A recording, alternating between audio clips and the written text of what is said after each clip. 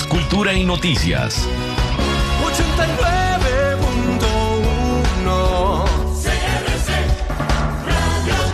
CRC 89.1 Radio y Cadena Radial Costarricense no se hacen responsables por las opiniones emitidas en este programa. Es tiempo de tender la red democrática y mostrar la Costa Rica del futuro hacia la cual debemos caminar. Con ustedes, Jonathan Prendas, aquí por CRC 89.1 Radio.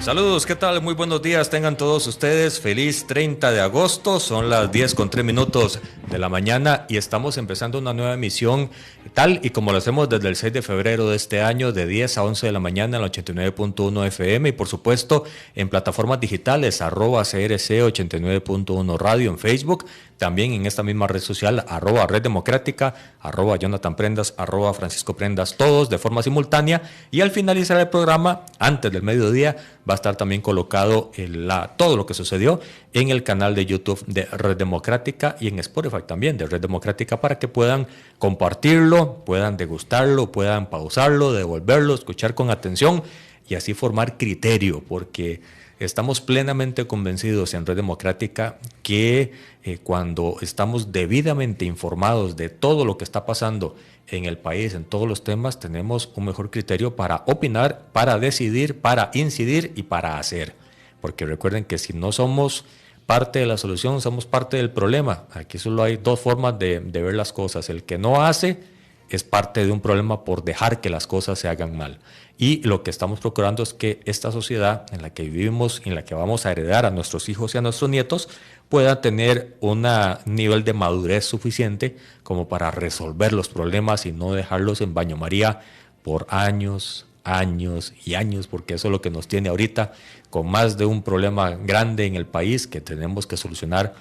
Y cuando se deja tanto el tiempo, pues duele la solución que se pueda enfrentar para salir de eso de la forma más rápida. El día de hoy tenemos en Red Democrática un invitado de lujo, la segunda vez que nos está acompañando, abogado penalista, don Ewald Acuña. Bienvenido a esta su casa, don Ewald. Gracias, Jonathan. Muy agradecido por la invitación y un gusto compartir. Don Ewald, hablemos del Poder Judicial. Esa es casi que su segunda casa. Sí. La conoce al dedillo, por dentro, por fuera, de arriba, abajo. Hay percepciones en encuestas de opinión, en estudios de opinión, y la referencia siempre en la calle, en los buses, en el mercado, donde usted quiera que interactúe con gente.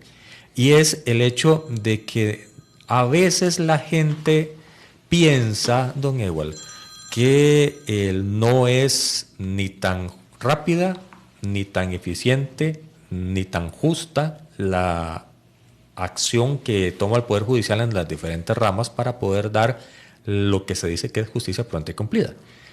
Esa es la percepción. Para usted que está dentro de la institucionalidad judicial, ¿esa percepción popular es cierta o no es cierta? Es cierta. Hay un principio de psicología que dice que lo que una persona percibe como real es real en sus consecuencias. Uh-huh. Hay que recordar, y a veces lo olvidamos, que el Poder Judicial es un servicio público. Y un servicio público que tiene que ser eficiente en la prestación de ese servicio público. El Poder Judicial fundamentalmente es la Corte junto con el resto de jueces y juezas que integran el Poder Judicial. Además, por diseño institucional y por política definida por la Asamblea Legislativa, al Poder Judicial se le han agregado otros servicios que tiene que brindar, como es el Ministerio Público, el Organismo de Investigación Judicial, la Defensa Pública, y eso lo convierte en... el ciudadano no discrimina cuando hace la valoración entre el Poder Judicial y las instituciones que están adscritas al Poder Judicial. Vea usted qué curioso que en las encuestas de opinión el organismo de investigación judicial normalmente sale muy bien evaluado. Así es. Y sin embargo el Poder Judicial ha ido decayendo en sus evaluaciones en la opinión pública, lo que es un contrasentido, porque el organismo de investigación judicial es parte del Poder Judicial. ¿Qué ocurre? Que hay un problema sistémico que tiene que ver con la mora judicial. La mora es el gran problema en el servicio, porque no es razonable que un juicio en cualquier materia se lleve más de 1 año y medio, 2 años. ¿En cuánto está ahora la espera? Depende de la materia, pero por ejemplo en materia penal estamos hablando de 6 a 8 años. En materia civil se está hablando de 3 a 5 años. En materia laboral anda parecido. No son plazos, digamos, que permitan afirmar el cumplimiento del principio de justicia pronta. Y en eso se está fallando. Por otra parte, Costa Rica presenta... Y justicia pronta no significa culpabilidad, significa dirimir si pasó o no pasó algo. Claro, y además no solo lo penal, o sea, vea usted que las dos grandes cargas de trabajo que tiene el Poder Judicial son los cobros judiciales, los procesos monitorios y los procesos penales. Son los que tienen entrada más importante en el circulante de lo que ve el Poder Judicial. Y en ambos hay un retraso significativo, pero también lo hay en otras materias. Y eso hay que corregirlo. Ahora, yo quería señalar que Costa Rica tiene una particularidad, y es que tiene uno de los índices de litigiosidad más altos del mundo. Nosotros andamos con un índice de 13.6 a 14 por cada 100,000 habitantes, lo que no es sano. Y eso tiene que ver mucho con la cultura costarricense. ¿El tico es muy dado a judicializar todo? Sí, indudablemente.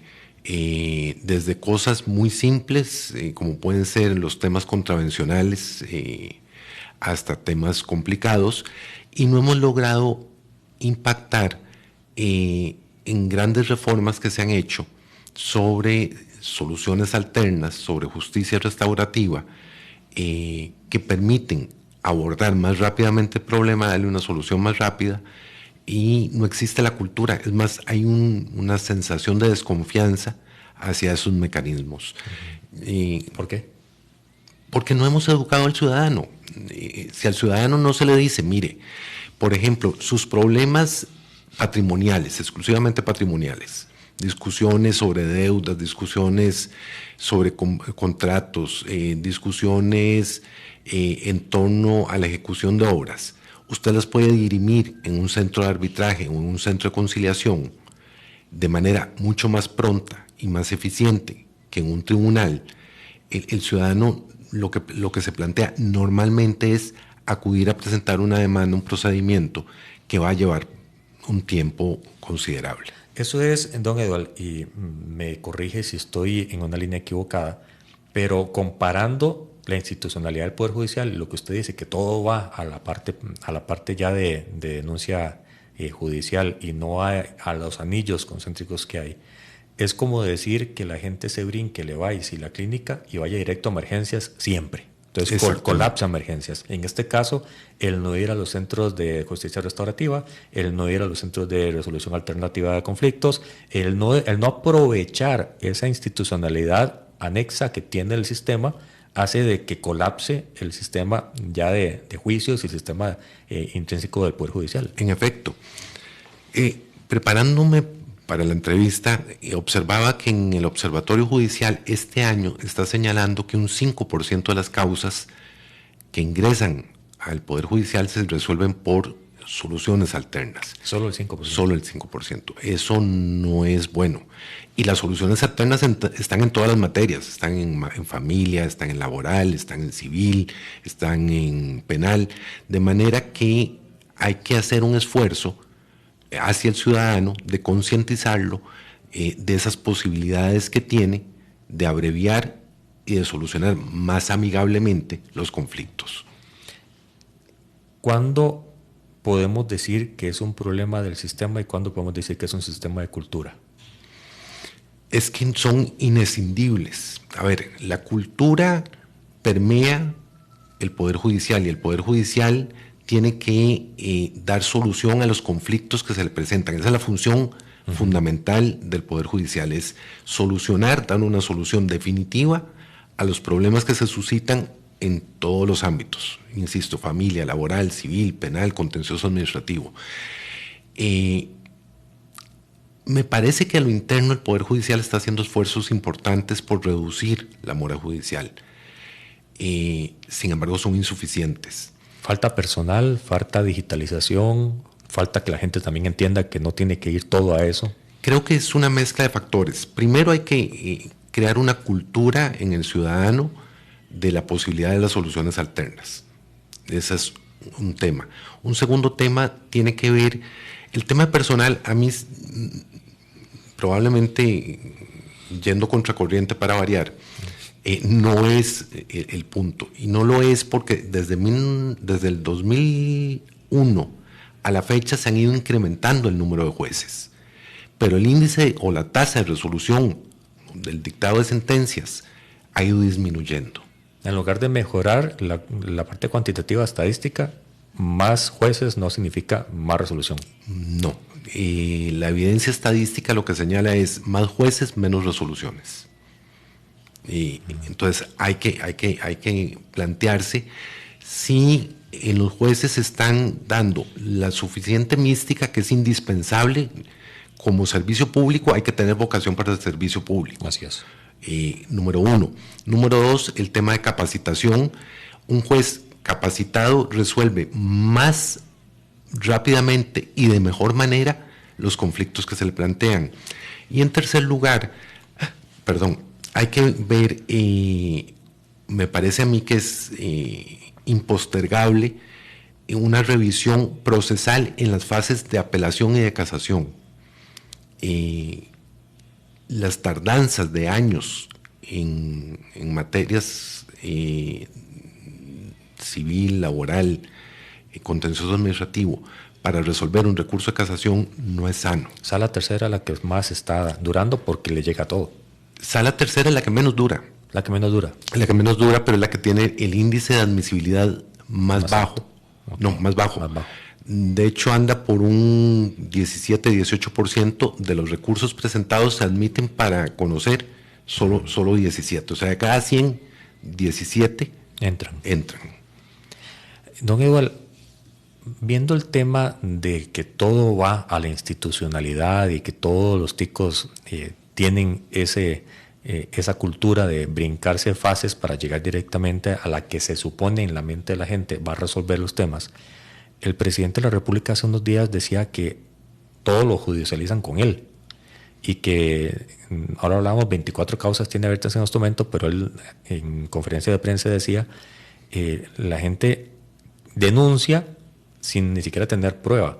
Uh-huh. Y lo que hace es perjudicar el tiempo de trabajo del Poder Judicial y no necesariamente es resolver un problema porque a veces el problema ni siquiera existe, es lo que él dice. Uh-huh. ¿Eso es cierto? En parte. A ver, existe la tendencia de judicializar la política, es lo que se llama lawfare, sí, que es usar el sistema judicial como un mecanismo político. De manera que si yo quiero perjudicar a una figura política, la denuncio con o sin fundamento, con o sin pruebas, y obligo al sistema a investigar si aquello que yo estoy diciendo tiene pies y cabeza o si no lo tiene. Uh-huh. Vea usted que no tengo el número exacto y me quedo con la inquietud de hacerlo, pero tengo la impresión que la enorme cantidad, una mayoría de los casos que se denuncian contra miembros de supremos poderes terminan en desestimaciones. Eso significa que hay evidentemente un abuso del sistema judicial. El lawfare es que no hay nada, usted es político, usted me lo puede explicar a mí, pero no hay nada más rentable políticamente que decir que el otro está acusado, es corrupto, está cuestionado, está siendo investigado, aunque no tenga ni pies ni cabeza la denuncia, porque eso permea la opinión pública. Uh-huh. Hay además un problema sociológico que es esta inmediatez de las redes sociales, donde la gente lo que lee son titulares, no lee contenidos, no verifica información y entonces se hace una opinión incorrecta, porque no corresponde con la verdad, de lo que se dice. Viendo todo este panorama de las denuncias sin sentido, de la parte política, de la parte cultural de la gente, de la institucionalidad como tal, de la multiplicidad de instituciones que están dentro de la sombrilla del Poder Judicial, hablaba usted de la Defensa Pública, el Ministerio Público, el OIJ, N cantidad de más. Vamos desde la cabeza hasta la parte baja, si le parece, don Eduardo. ¿Qué está haciéndose bien en cada una de las áreas o qué debería de cambiarse en cada una de las áreas para que funcione mejor? No necesariamente estamos hablando de que esté mal. Y partamos por la pregunta base. ¿El Poder Judicial podemos asegurar o aseverar o inferir que está enfermo? No. No está enfermo. No, el Poder Judicial está de alguna manera trabado. Pero eso no significa enfermedad, significa que hay un problema de diseño que se está enfrentando. No es que el Poder Judicial no está haciendo nada, por el contrario, las estadísticas que presentó hace un par de semanas son positivas, se está mejorando el rendimiento. Lo que ocurre es que, si se formara a los abogados en las universidades, educándolos para entender que la judicialización es el último recurso, llegarían los casos que tienen pies y cabeza. Hay una enorme cantidad de casos en todas las materias que no tienen sentido y sin embargo echan a andar el sistema. Número 2, ha habido reformas procesales importantes en todas las materias, sobre todo tendiente a la incorporación de la oralidad. La oralidad tiene dos ventajas fundamentales. La inmediatez, el juez percibe de manera inmediata y directa la prueba, los alegatos de los abogados y puede resolver de una sola vez. En mi opinión debe hacerlo por escrito. Las resoluciones orales tienen un enorme margen de error. No es lo mismo escribir que conversar o que dictar una de hecho, resolución. la tonalidad hasta de las comas cambia todo el sentido. En efecto. Eso mejora el rendimiento y la eficacia del servicio público, administración de justicia. Tiene que mejorarse el sistema de formación de los jueces. ¿Está bien la forma en que se eligen los jueces? La carrera judicial es una garantía. Lo que pasa es que esa garantía habrá que evaluarla y no se ha hecho. Da estabilidad, da indicios de imparcialidad, da seguridad, pero habrá que ver si la herramienta como tal está siendo lo suficientemente efectiva para evaluar todos los componentes y todas las características que tiene que tener un juez. Es un avance enorme, estamos muy por delante del resto de Latinoamérica, pero me parece que todavía no es suficiente. ¿Están listos los jueces que atienden la materia para ver el tema de crimen organizado? Sí, se dio una capacitación de casi 2 años por parte de la Escuela Judicial, por parte de la Sala de Casación Penal. La presidenta actual de la Sala de Casación Penal, doña Patricia Solano, fue muy activa, muy proactiva en este tema. Lo que ocurre es que, vea usted, actualmente los tribunales, no la fiscalía ni el juzgado, sino los tribunales, que son los que ven la fase de juicio de delincuencia organizada, están viendo asuntos que no son de delincuencia organizada. Porque se les mezcla. Es que todavía no hay materia prima, por eso no se puede evaluar en este momento si la reforma es suficiente y si es eficiente. La que acaba de aprobarse. La que acaba de aprobarse. Hay que esperarse unos 6 meses a un año para poder hacer una evaluación. Ahora, delincuencia organizada tiene un problema en Costa Rica que yo espero que con la creación de la competencia de delincuencia organizada se mejore, y es que nos hemos quedado en el concepto base de que delincuencia organizada es aquella conducta que realizan 2 o más personas de manera conjunta en delitos que tienen penas de más de 4 años.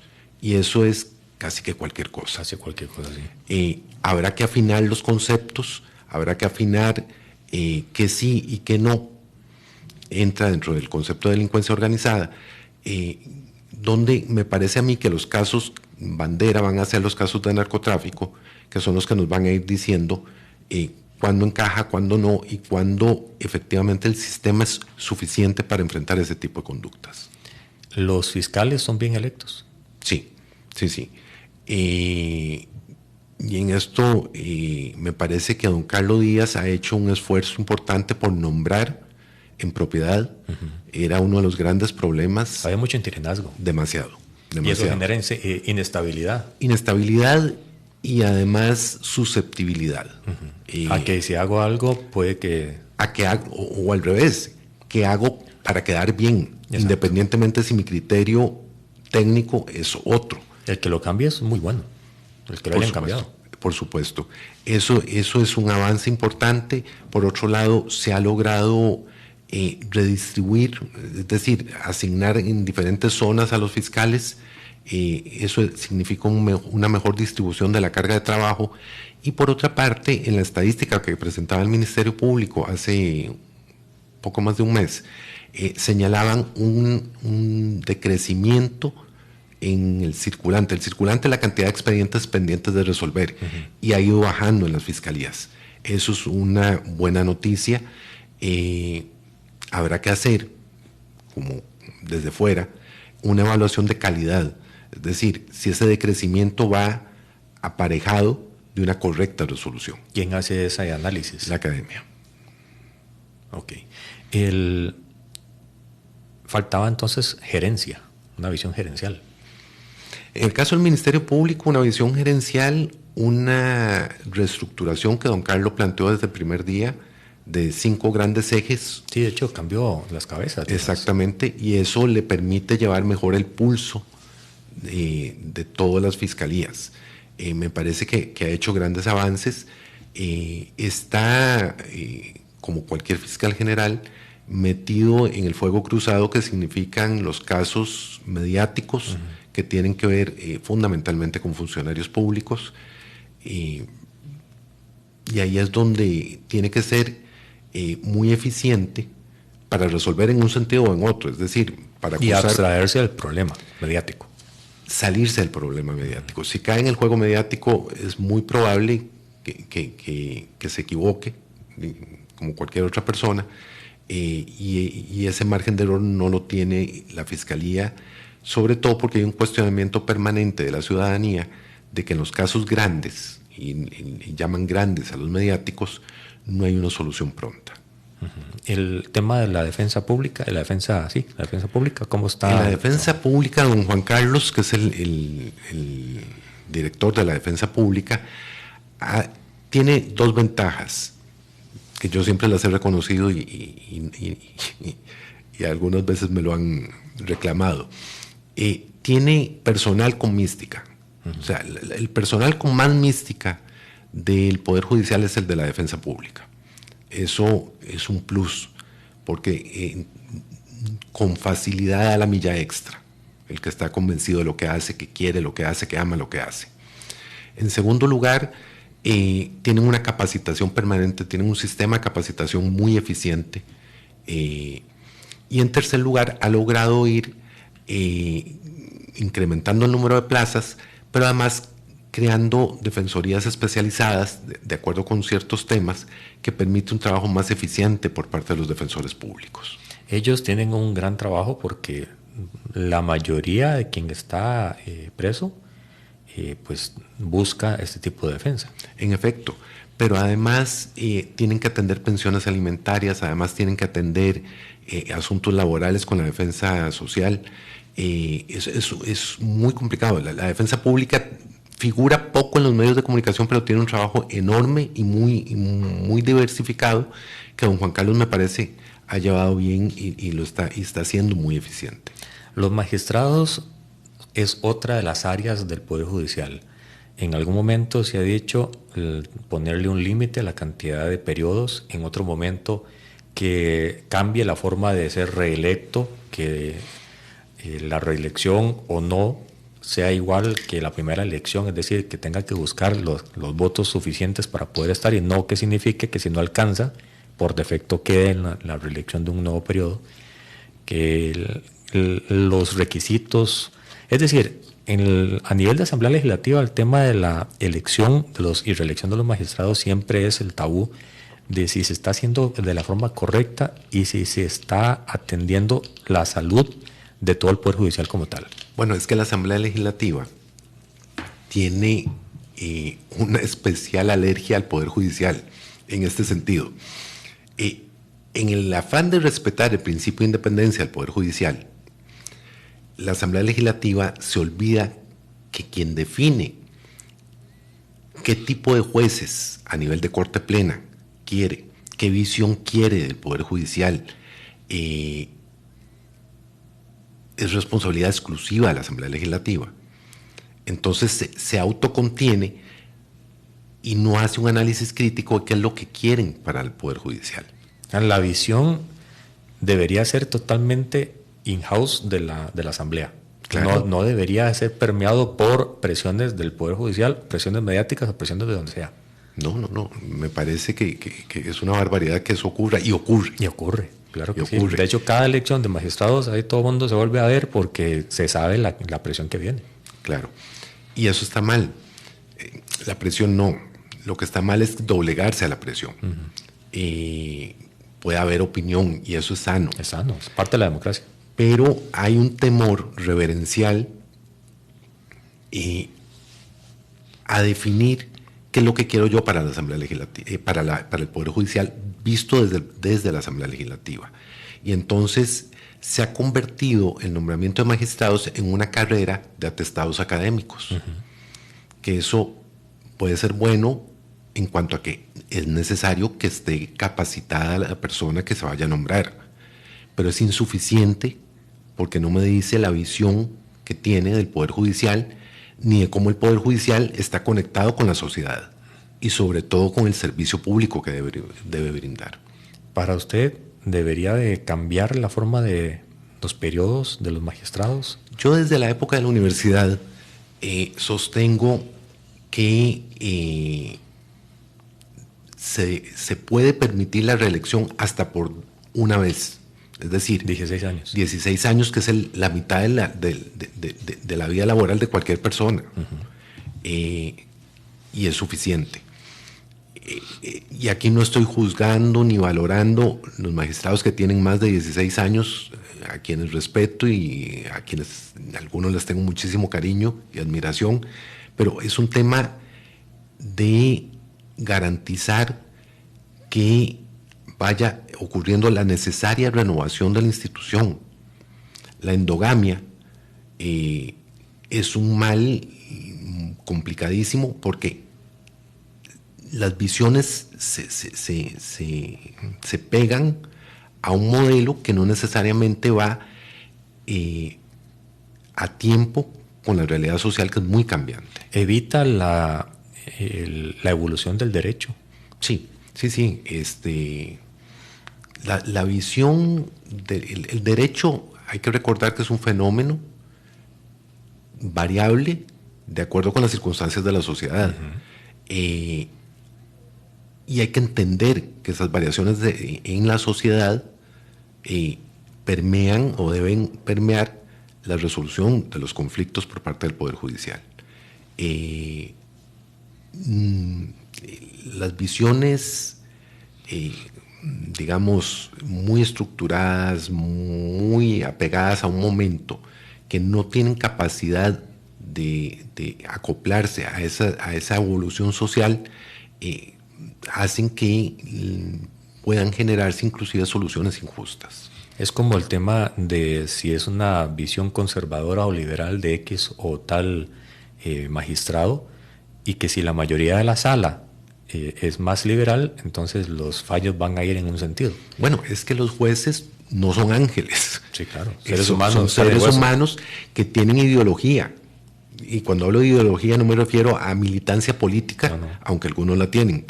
Me refiero a la visión de mundo, el concepto de sociedad, el concepto de justicia, el concepto de cuál es mi escala de valores, qué va primero, qué va después, eso por supuesto permea y es especialmente relevante en dos áreas, en la sala constitucional y en la sala primera. La sala constitucional porque es la que interpreta la constitución política y ahí por supuesto hay casos donde una visión puede definir una forma de resolver el conflicto y otra visión tener una solución diferente y no por eso una es correcta y la otra es incorrecta. Corresponden a la visión y a la valoración que hace el magistrado de la forma en que debe interpretarse la Constitución. Y la otra es la sala primera, porque la sala primera conoce los recursos de casación en los temas contenciosos administrativos, que tiene que ver con el concepto que se tenga de Estado y las obligaciones del Estado frente al ciudadano. Ellos cambian la forma de ver la legislación. Claro. La legislación no es una interpretación matemática, sino para eso, o lógica matemática, ¿sí? Donde entonces pusiéramos robots, les metemos la información y ellos nos sacan implica una sensibilidad y desde mi punto de vista tener muy claro el principio de dignidad de la persona. Si no se parte de ahí, el margen de error es altísimo. Estaba viendo sobre ese particular el tema de la inteligencia artificial a la hora de generar la posibilidad de valorar casos y con la letra muerta de una ley decir quién es culpable y quién es inocente. Eso sería un problema inmenso porque la carga valorativa sería anulada totalmente. Sería desnaturalizar el concepto de justicia y pasar a un concepto de equidad, un concepto de objetividad. La inteligencia artificial es un instrumento tremendamente útil, pero es un instrumento, no es un fin. Y como instrumento, por ejemplo, ya el Poder Judicial la aplica en la calificación de los escritos que presentamos los abogados. Entonces, es capaz de leer el título del escrito y decir a quién le corresponde resolver o cuál es el trámite que sigue. Pero despojar al juez de esa capacidad valorativa que es inherente a su cargo, sería una barbaridad. Tema del presupuesto. Poder Judicial, lo que siempre se ha dicho, y más con la aprobación de leyes que generan mayor carga de trabajo, es que si la ley no trae el bollo de pan debajo del brazo, prácticamente no se puede implementar. ¿Cuál es la realidad presupuestal del Poder Judicial? El Poder Judicial consume entre un 6.3 y un 6.9 del presupuesto. Pero ahí está todo. O sea, está lo que es la función jurisdiccional propiamente, la función de persecución penal que le corresponde al Ministerio Público, la función de defensa de la defensa pública, el organismo de investigación judicial que es muy caro, pero es caro porque toda la parte técnica y científica del OIJ requiere de suministros y de implementos que son carísimos. Uh-huh. Ahora, cualquier administrador de justicia por default va a decir el presupuesto no es suficiente. Eso es cierto. Sin embargo, me parece que tiene que haber una mejor distribución de los recursos y por otra parte reconocer que el país está en una crisis fiscal y el Poder Judicial no es inmune a esas restricciones y con las restricciones salir adelante. Por supuesto, siempre que se le vayan a asignar nuevas funciones, recordarle al Poder Legislativo que esas nuevas funciones en algunos casos implican creación de tribunales, creación de oficinas de apoyo, que con el presupuesto que ya está definido no alcanza. Y entonces es un sano ejercicio de política presupuestaria donde el Poder Judicial tiene que informar previamente cuáles son los riesgos de crear institutos jurídicos sin contenido presupuestario. Pero yo creo que aquí no puede uno simplemente volver la cara y decir la realidad económica del país no me afecta. Hay que apechugar con eso. Ese no es el problema, entonces. Yo tengo una visión muy idealista y probablemente me critican por eso, pero yo creo que el valor de la mística en el servicio público es fundamental. En mi época me tocó enfrentar casos sin recursos y se sacaron. Y eso me convenció de que si uno tiene capacidad de investigación y capacidad creativa para buscarle soluciones diferentes a los problemas, los va a encontrar y va a poder sacar adelante la tarea. Creo que hay un exceso de dependencia de temas tecnológicos. Por ejemplo, esta semana o la semana pasada, el director del OIJ informaba que tienen 500 teléfonos que no pueden abrir porque hay que comprar un software que es carísimo y demás.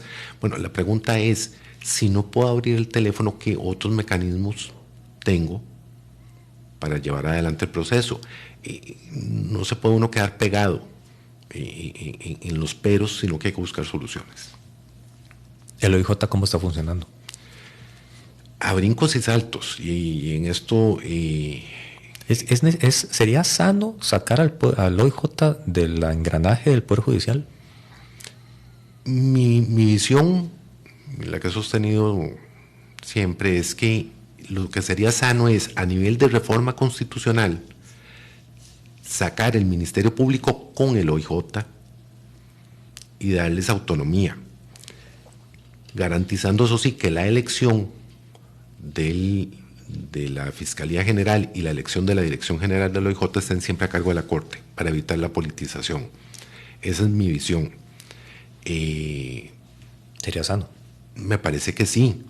El tema es que cuando lo planteé en algún momento algunos magistrados, exprofesores, me cuestionaban que eso era debilitar el OIJ y el Ministerio Público. Yo creo que... ¿Por qué aseguraba? Porque lo sacaban de la esfera de protección del Poder Judicial. Bueno, pues que el Poder Judicial no es mamá gallina. Y si se les da rango constitucional a la Fiscalía, tiene la autonomía suficiente para poder trabajar con tranquilidad. Y el OIJ es el órgano asesor técnico-científico fundamental para los procesos, sobre todo, pero no exclusivamente penales.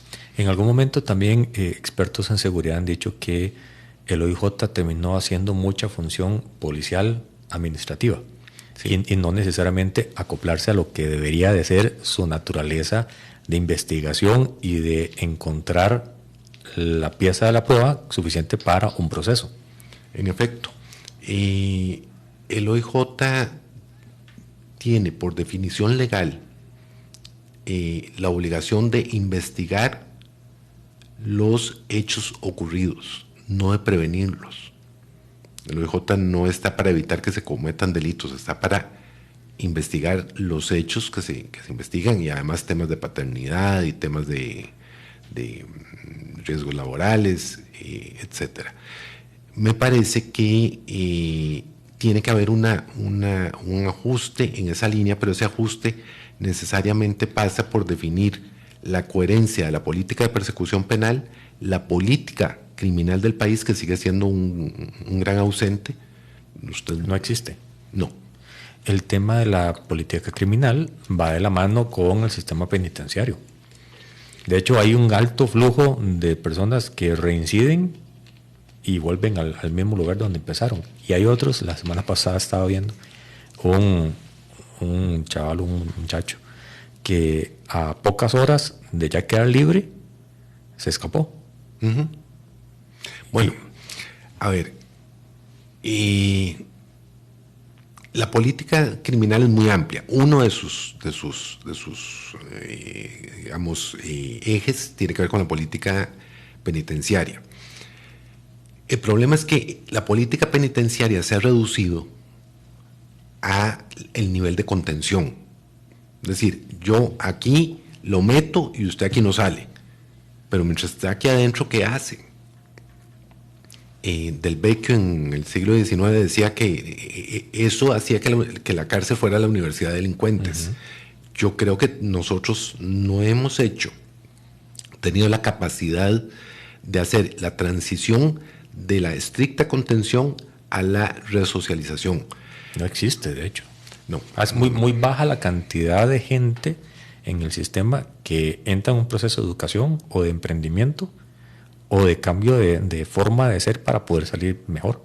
Claro, pero porque esa función le toca al Instituto Nacional de Criminología y no tienen los suficientes criminólogos para hacer los diseños del plan de atención individualizado. Se limitan a decir, bueno, tiene que cumplir tanto, ojalá estudie, el muchacho o la muchacha se matriculan. Falta de presupuesto para contratarlos, porque sí existen en el país, hay más de 2,000. Creo que por una parte es un tema de presupuesto porque el tema penitenciario no es rentable políticamente, pero por otra parte ha habido una incorrecta o insuficiente apreciación del problema penitenciario. O sea, no es un tema al que le hemos prestado atención. En algún momento un ministro de Justicia de la administración tras anterior trató de meterse con el tema, pero al revés, haciéndolo, yéndose al otro extremo, y no tuvo ningún efecto positivo frente a la sociedad. De ahí salió el tema de la de golondrinas. Claro, porque una persona puede salir en libertad antes de cumplir la pena si está en capacidad de convivir en sociedad. ¿Pero quién define eso? Los criminólogos, los psicólogos, los orientadores, con un plan de atención debidamente ejecutado, no con simples formularios que lo que hacen es ver si cumplen requisitos, pero no evaluar adecuada y oportunamente a las personas. En Alemania, por ejemplo, una persona que ingresa y tiene habilidades mecánicas, se le pone a trabajar en mecánica, tiene un salario por eso, y prácticamente cuando sale tiene garantizado el puesto de mecánico o el puesto de pastelero, en fin, una infinidad de labores. Es una visión de reinserción. Claro, pero una reinserción que sea eficiente. Uh-huh. Nosotros no lo contemplamos. Hemos estado hablando en este programa, don Ewald, aquí en Red Democrática, sobre el Poder Judicial como tal. Si usted pudiera recomendar 3 cosas que les haga al sistema funcionar mejor, considerando que el personal quiere hacer las cosas, que no está enfermo el sistema, pero que sí está entrabado, ¿cuáles serían esas 3 recomendaciones con los años que usted tiene de vivir la realidad del Poder Judicial? Capacitación, en primer lugar. Un juez capacitado y capacitación de alto nivel, no cursitos de relleno. Un juez bien capacitado es más eficiente y eficaz en su labor. Eso implicaría cooperación internacional. Siempre la ha habido. La Escuela Nacional de la Magistratura de Francia, no sé si todavía se mantiene el grupo de escuelas del Poder Judicial de Centroamérica, el Departamento de Justicia de Estados Unidos. Con el ingreso a OCDE tenemos acceso a muchísima capacitación. De manera que, vuelvo al punto, es un tema de visión. La capacitación para mí es fundamental, porque además tiene que estarse manteniendo actualizada. Se ha caído o se ha decaído en ese nivel, ya no alcanza el nivel y calidad que se tenía antes. En segundo lugar, el Poder Judicial debería mandar el mensaje a las universidades de formar a sus estudiantes con un criterio inteligente de qué es lo que es judicializable y qué no. No se está haciendo ahorita. No, las universidades... ¿Cuál es la formación que se está haciendo ahorita en las universidades? Básicamente, para el que va a ser litigante, es un guerrillero judicializador. O sea, todo lo lleva a tribunales. Y eso no es una práctica. Es una escuela de judicialización. Sí. ¿Y cuál debería ser? ¿Cuál es el equilibrio correspondiente? El abogado es asesor en primer lugar. Eso es lo que significa ser abogado. Entonces, como asesor, tiene que decirle al cliente cuáles son las mejores formas de solucionar el conflicto. Y ahí hay un... Encontrando soluciones al problema. Claro, o sea, no haciendo más grande el problema. De hecho, monetizablemente hablando, el tema es resolver de la forma más eficiente. En efecto, que no necesariamente la más rentable. Yo creo que por ahí anda el problema. Exactamente. En tercer lugar, utilizar la ciencia de datos que nos proporciona el Observatorio Judicial para ver dónde hay que mejorar el flujo, porque los procesos son flujos. ¿Cuáles son los cuellos de botella en esos flujos? Y cómo mejorar el rendimiento en el servicio público. Con esos 3 pilares se desentraba. Yo creo que sí. ¿En cuánto tiempo? ¿Corto, mediano o largo plazo? Corto. ¿Qué tan corto? 1 año. No es tan complicado. A ver, el tema tiene que ver con el convencimiento hacia adentro. Que un juez tenga por alguna razón que suspender una audiencia porque las partes están negociando y diga, bueno, mi agenda me permite ver el asunto hasta dentro de 6 meses. Cuando el juez puede decir, bueno, yo puedo hacer un campo, si ustedes me traen la solución para dentro de 15 días. Es un tema de actitud. Y eso va pegado con el tema de la mística. Si se aprende que hay un servicio público de por medio, se deja de ser burócrata. De hecho, es el mismo tema de la gerencia o la gerencialización del Poder Judicial, pero ahora a nivel de la escala de las agendas de los jueces. Es saber gerenciarla y aplicar una lógica de prontitud. Claro, pero eso tiene que venir de arriba hacia abajo, de transmitir ese afán de volver al servicio público y de ver, hay institutos que se usan poco. En materia civil está el instituto de la improponibilidad de una demanda. Cuando presentan demandas que no tienen ni pies ni cabeza, hay que afinar el lápiz para que los jueces se animen a decirle a la gente, mire, lo que usted está planteando no tiene ni pies ni cabeza, esto no va. En lugar de gastarse un proceso para decir, mire, usted no tiene razón. Y eso es un problema de la cultura tica, el decir no. Sí, cuesta mucho. Nos cuesta y entonces damos la vuelta a toda la periferia para después llegar a decir, mira, no tienes razón, en lugar de decirte al principio, no. Exacto. En materia penal,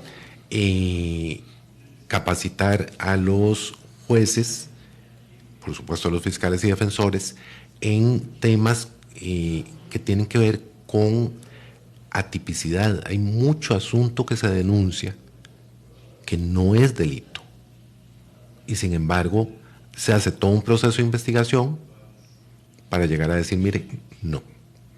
Eso de que no sea delito es la presunción o la motivación inicial, es más morbo social.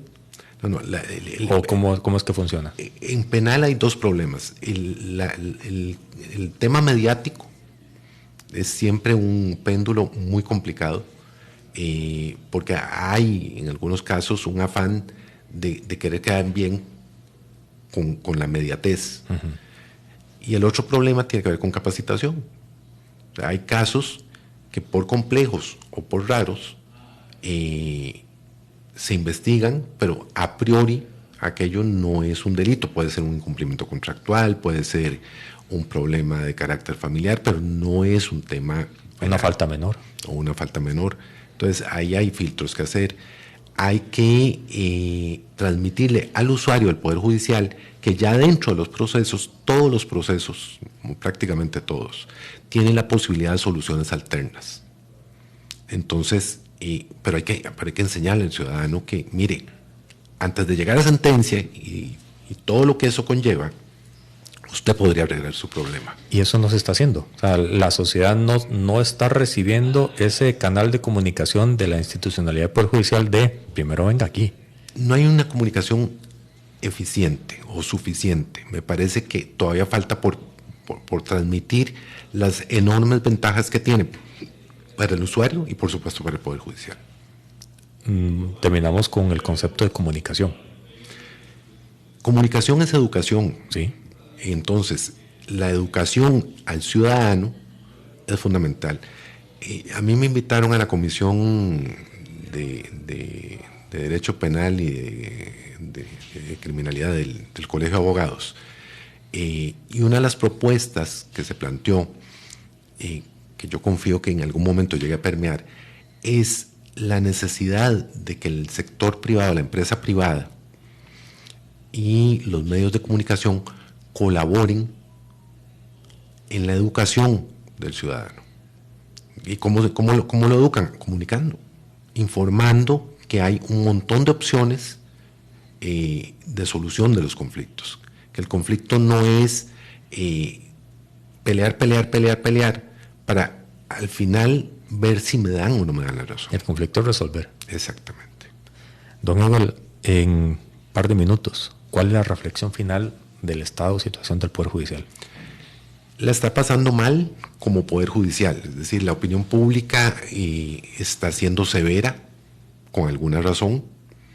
Tiene que hacer un examen crítico hacia adentro, pero sobre todo tomando muy en cuenta a todos los funcionarios, a todos los jueces y juezas, que son los que viven su realidad. Cuando hay una desconexión entre la cúpula y el resto de funcionarios, no necesariamente las soluciones van a funcionar, y tiene que haber necesariamente esa revisión para ver cómo mejorar, y por otra parte transmitir al ciudadano que el servicio público de administración de justicia se utiliza cuando no hay otra solución frente a un conflicto, y en esa línea tiene que educarse a la ciudadanía. Muchísimas gracias, don Edward. No, con todo gusto, y gracias por la invitación. Y gracias a todos los que han estado en sintonía, a los que van a escuchar más adelante este programa en alguna de las redes sociales, canal de YouTube de Red Democrática, porque este programa particularmente ha sido para aclarar mucho morbo, para aclarar muchas dudas, para informar. Muchos no sabrían hasta este programa que hay otras formas de dirimir los conflictos aparte de la sede penal, la sede ya de los jueces. Y hoy lo están escuchando aquí en Red Democrática. Eso se trata y hacia eso estamos abocados. Muchísimas gracias por su atención. Mañana un nuevo programa, no se lo pierda. Esto ha sido todo por hoy en